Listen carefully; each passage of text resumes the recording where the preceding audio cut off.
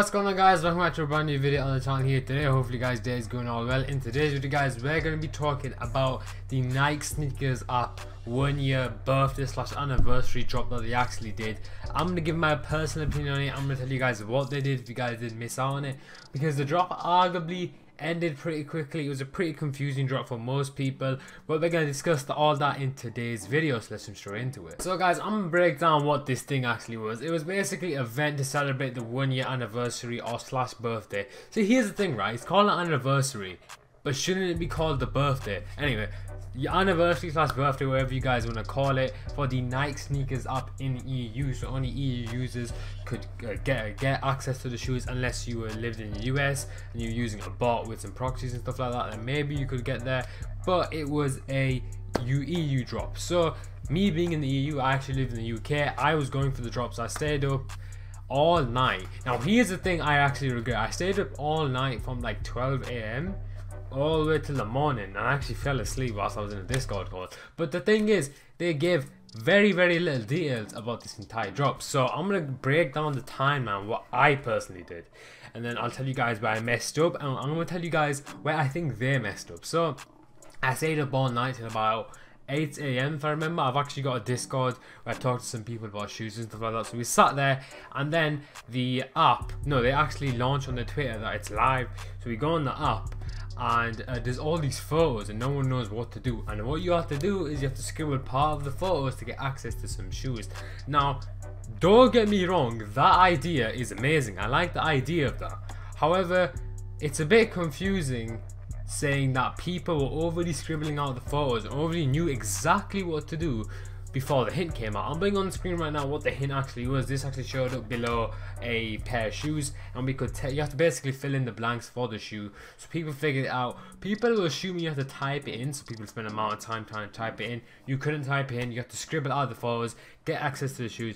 I unfortunately did not get any access to any shoes, because I was that one guy who has no idea what was going on. I couldn't even scribble anything. I don't get how you scribble something. Like, I know you could just go on your phone and go like that, but it just wasn't working. So people managed to cop the shoes doing that way, and then once everyone got their pairs of shoes, obviously people are going to resell them. They're actually very good pairs of shoes. They're worth a lot. Resale is high.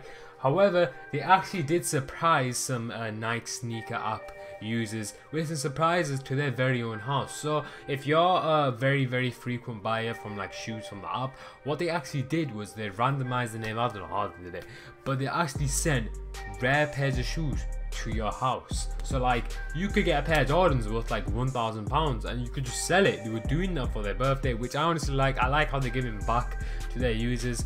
Now that I've given like a fair evaluation of what happened and the positives, I'm gonna get into the negatives, because you know there's quite a lot of negatives. Don't get me wrong, I like that event. Just place that in mind. The event was good. I just have a couple of negatives about the event itself. So I'm gonna get into my first point. Thing is, right, so you know, like an app, right, when you download it from the App Store, there's patches, there's hot fixes, then there's general app updates. So a general app update would require your Google Play Store or your iOS Play Store, depending on your phone. I personally have a Samsung phone. It would require to, like, it'll tell you, yo, it's downloading, there's this many megabytes or gigabytes, that's how long the download's gonna be. There wasn't any of that. There was hot fixes. There was like things that changed the app instantly, which is fine. I don't have a problem with that. That's fine. That's a neutral thing. Thing is, people received this update the day before the drop, and some more, like 90% of people got that fix on the day of the drop. So I was like, okay, how does that work? Because here's the thing, right? If you get this thing 24 hours before and you're sat in a group call with your friends who have this thing before, because I'm pretty sure it was regional at this point, because the amount of people that managed to get this is a bit dumb, right? So if you can scribble that out, all you gotta do is wait till the drop, go on your phone and click checkout. It is like a normal drop. It is like buying a pair of shoes normally, because first of all, you've had to skip the whole cipher thing. You don't need to even wait for the hints. It's just there. You can click checkout like a normal pair of shoes and card to get yourself 2K in resale. But the thing is, why did we not all get it on the same day? That's the thing I'm confused about. I'm like, how are we not meant to get the same thing on the same day? Like, if you're gonna release it a day before, make everyone get it a day before, not just like, you know, drop it out there for some random people. here's the thing that I would have wanted to happen. If they did the hint one day before, 24 hours prior, and then what they did was the day after, close the app, relaunch the app, so like I don't know, at 9 AM BST or 10 AM GMT, they would have said, yo, you've done the hints. If you've done the hints, go on the app and try to check out. If it was like that, I personally think that would have been a lot better.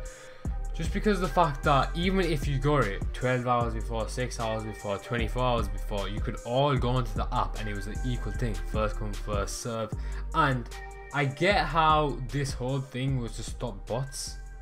But the thing is, like, if you were to like do the hint, you can still register the bots to go for it. I saw plenty of people. I'll put some screenshots on screen right here of people using bots to get those shoes. It's simple. You do the hint and you can still check out the bot. It literally doesn't stop them. So I think I've concluded my positive, my negatives, and like the neutral side of it. Overall, I thought this event was a very, very good event. Mad congrats to Nike sneakers for being where it is right now and doing that event. If it was organized a bit better, I think this event would have been a lot more better and a lot less complaints would have happened. I don't want to like make it out that I'm complaining because I didn't cop. Don't get me wrong, right?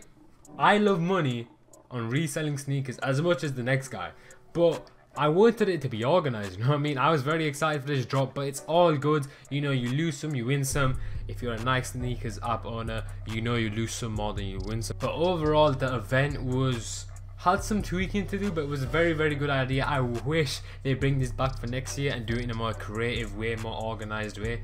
Then I'm pretty sure that I will be getting shoes from drop to a whole new level. So if you guys did share my opinion or have a contrast opinion, please let me know down below in the comments. Guys, if you can try to smash 10 likes on today's video, the past two videos have been lit. They're gonna pop up on screen right now if you guys want to go check them out. I'm gonna catch you guys next time.